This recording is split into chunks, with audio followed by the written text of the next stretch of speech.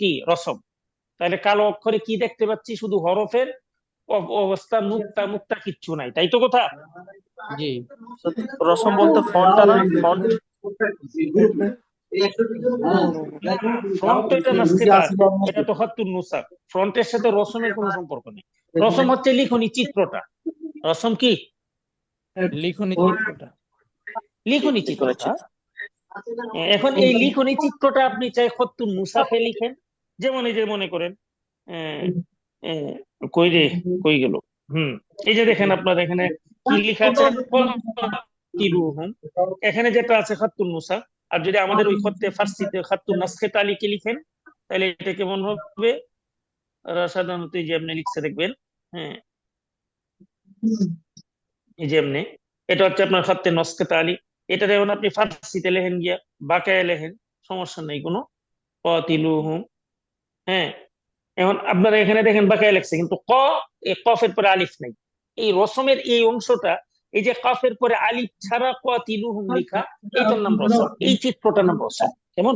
এখন এটা আপনি খাত্তুল ফার্সিতে লিখেন, উর্দুতে লিখেন, নসখে তালিকে লিখেন, খাত্তুল কুফিতে লিখেন, খাত্তুল দিওয়ানিতে লিখেন, এরপরে হচ্ছে আপনার কি খাত্তুল রুকাতে লিখেন, এই যে এইভাবে।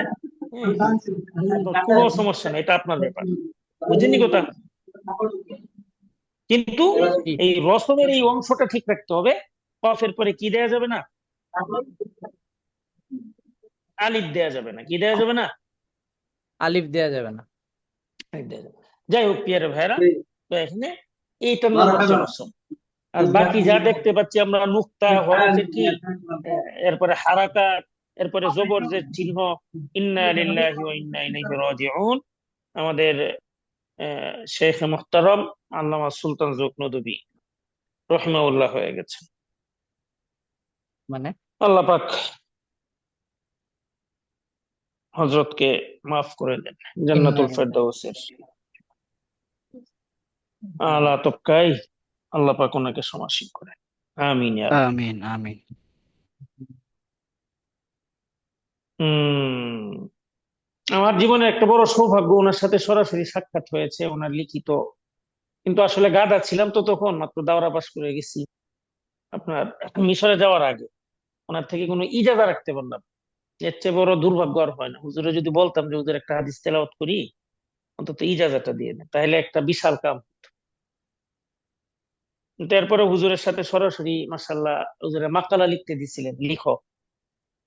আহ, দারুল মারিফে মিশরের আগে যাওয়ার আগে ভর্তি হইতে গেছিলাম। সাকিব বছর মাহফিলে খুব কাছে থেকে ওনাকে দেখি, হম। রহিমাহুল্লাহ মাদ্রাসার পাশে রাহমাতাল। সবার। একজন বাংলাদেশের জাউকি, আসলে ওনার নামটা যেমন জাউক। হ্যাঁ, আসলেই একটা জাউকি আলেমের মধ্যে অনন্য একজন আলেম ছিলেন আল্লামা সুলতান জুক, আবু তাহের মেজবা সাহেব হুজুরের। হ্যাঁ, খুব কাছের উস্তাদ। তো ঠিক আছে, আজকে আমাদের দরসের যে পড়া হলো, এর ফজিলত, এর সওয়াব আল্লাহ পাক যেন আমাদের শেখ হ্যাঁ, সুলতান জুক রহিমাহুল্লাহ ওনার আমল নামায় যুক্ত করে দেন, এবং ওনাকে জান্নাতুল আমিন ফেরদাউস দান করেন। আমিন। আমিন। সবাই দোয়া করবেন। আলেমের মৃত্যু তো আসলে, মানে এগুলো একটা নাম।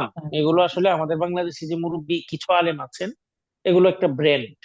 যেমন একজন ছিলেন জৌক নদী সাহেব, এর আগে আহমদ শফি সাহেব ছিলেন। হ্যাঁ, এরপরে আব্দুর রহমান, ওই যে বসুন্ধরার মুফতি সাহেব ছিলেন। মানে আসলে ইনারা এক একজন ব্র্যান্ড ছিলেন। ইনারা আসলে চলে গিয়ে এখন আরো সমস্যা হচ্ছে। আল্লাহ পাক হেফাজত করেন। উম্মতের ছায়া, যারা আছেন এখনো বেঁচে, তাদের ছায়া উম্মতের উপর দীর্ঘস্থায়ী করেন। আমিন ইয়া রাব্ব। কিছুদিন আগে তো ওনার ওই জামাতা জসিমউদ্দিন নদভী সাহেব মারা গেছেন সৌদিতে, না? এটাও ছিল। বাকি আসলে ওনার যে চিন্তা চেতনা, ওই চিন্তা চেতনা অনুযায়ী দারুল মারিফ কে করতে পারেন নাই। অর্থনৈতিক ভাবে অনেক ক্রাইসিসে ছিলেন। আল্লাহ, আল্লাহ পাক মাফ করেন। সবাই একবার সূরা ফাতিহা পড়েন।